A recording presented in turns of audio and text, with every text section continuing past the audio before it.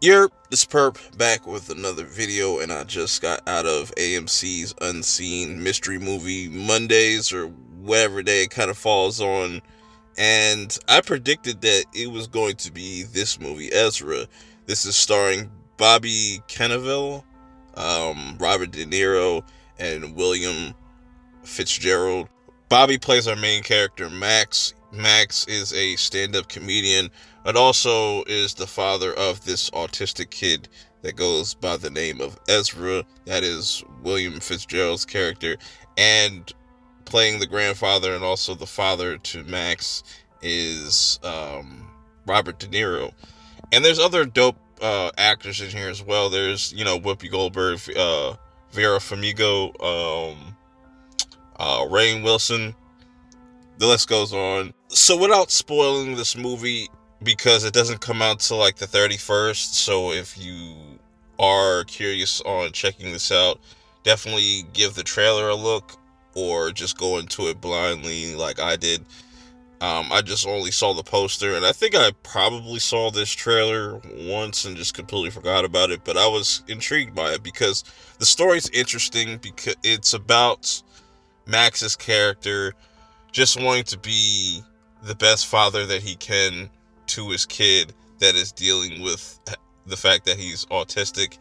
And I don't really understand all that much about autism and all that. I think there's different like levels to this shit, but I like how they really handled this type of story where the kid's getting in trouble in school.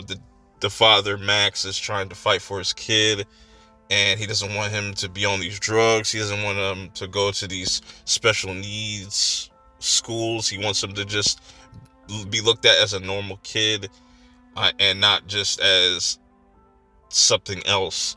And I like how we kind of see different kind of parenting skills, or just how they go about trying to help Ezra throughout this whole entire movie, whether it's Jenna, his mom, that's also Max's ex wife, and them having a history on just trying to do what's best for Ezra. Max has his way of just, treating him like a normal person, a normal kid, where Jenna kind of has more of like restrictions, and there's some things that happen with her boyfriend that kind of sets off these like a series of events for Ezra, where he runs out the house and almost gets hit by a car, lands him in the hospital. So it just ends up being a like kind of a road trip of Max taking his kid away from all of this and trying to figure out what's going on with him by himself, and he's willing to risk it all.